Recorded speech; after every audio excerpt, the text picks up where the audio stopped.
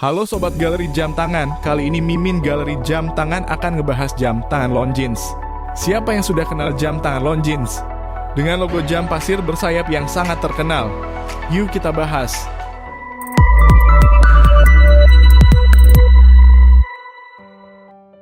Seperti banyak kota di The Watch Valley of Switzerland, penduduk abad ke-19 di kota berbahasa Prancis, Saint-Imier, meninggalkan pertanian demi mencari pekerjaan yang lebih menguntungkan di industri jam tangan.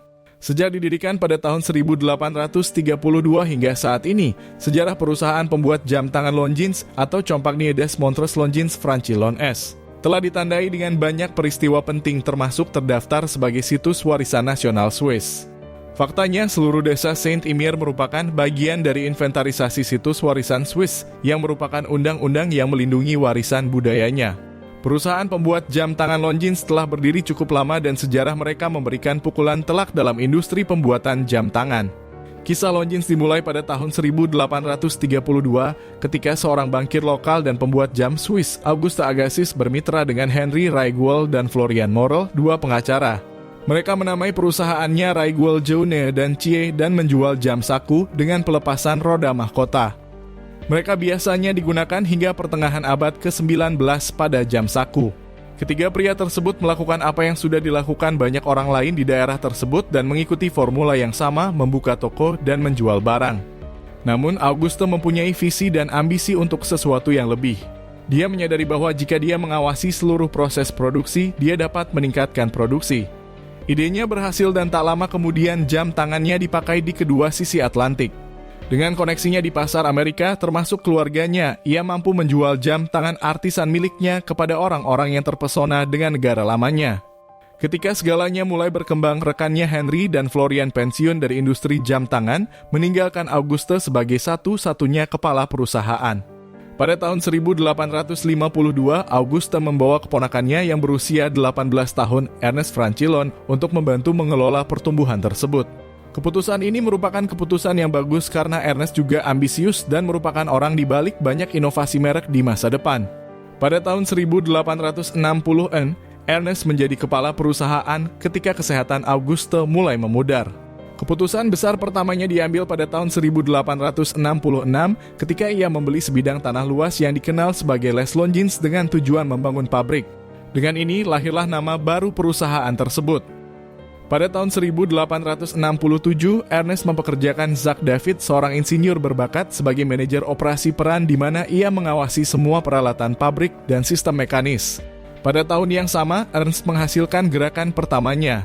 Mesin jam 20A memiliki pelepasan jangkar serta mekanisme penggulungan dan pengaturan liontin, peningkatan yang signifikan dibandingkan jam tangan saku dengan kunci luka. Dengan metode produksi baru yang canggih dan teknologi yang ditingkatkan, Longines siap untuk berkembang. Berita kemajuan produksi jam tangan Amerika mulai menjadi berita utama. Ernest karena proaktif mengirim Longines ke pameran dunia pertama di Amerika di Philadelphia pada tahun 1876. Misinya adalah mengumpulkan ide dan strategi baru dari Amerika. Strateginya berhasil, Jacques kembali dan menulis laporan komprehensif setebal 108 halaman tentang temuannya. Laporan tersebut merinci cara kerja pabrik-pabrik Amerika termasuk seluruh proses produksi mulai dari bahan mentah hingga jam tangan, jadi termasuk struktur internal dan langkah-langkah pengendalian kualitas yang diterapkan dari dalam. Laporan ini dianggap sebagai salah satu dokumen paling penting dalam sejarah pembuatan jam tangan dan menempatkan Longines di garis depan industri dan pionir dalam produksi mekanis. Hasil akhirnya, ia menyimpulkan bahwa industri pembuatan jam Swiss perlu berubah untuk mengimbangi pesaing mereka dari Amerika. Perjalanannya ke Amerika mempengaruhi pabrik jam tangan Longines yang dibuka pada tahun 1867 dan masih beroperasi dari lokasi aslinya hingga saat ini. Pencapaian berikutnya adalah dirilisnya mesin jam 20H pada tahun 1878. Mesin jam kronograf mono pendorong ini menampilkan satu pendorong untuk memulai, menghentikan, dan mengatur ulang fungsi kronograf. Merek ini mendapatkan eksposur dengan membangun reputasinya dalam pacuan kuda dan lompat karena gerakan ini cocok untuk pengaturan waktu yang tepat dalam acara profesional. Pada tahun 1986, Nicolas G. Hayek mengambil alih SMH dan menamainya Swatch setelah merek jam tangan populer tersebut. Segala sesuatu dari sana, seperti kata orang, adalah sejarah. Swatch Watch Company kini menghasilkan pendapatan tahunan lebih dari 7 miliar dolar.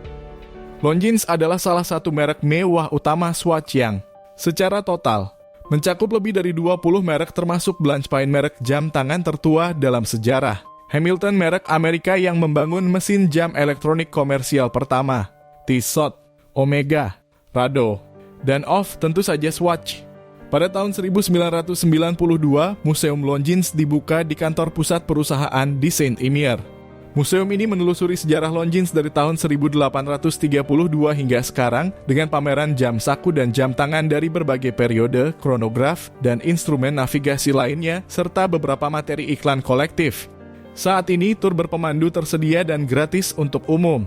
Jam tangan Longines termahal yang pernah dilelang terjual pada bulan Oktober 2008. Albert Einstein, fisikawan terkenal, memiliki 2 jam tangan Longines. Dia juga memiliki arloji saku perak tahun 1943 dan arloji emas tahun 1929. Jam tangan yang diukir Prof. Albert Einstein Los Angeles 16 Februari 1931 dan terjual dengan rekor $596.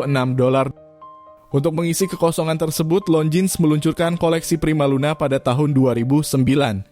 Sebuah rangkaian produk yang didedikasikan sepenuhnya bagi wanita untuk memenuhi kebutuhan yang mereka rasa telah mereka abaikan. Garis ini sukses besar memadukan gaya klasik dengan keanggunan dan berlanjut hingga hari ini. Saat ini, merek Longines tetap menjadi yang terdepan dalam inovasi dan berupaya memastikan bahwa semua jam tangan mereka menawarkan kombinasi unik antara tradisi, keanggunan, dan performa. Sebuah mahakarya mewah di setiap arloji.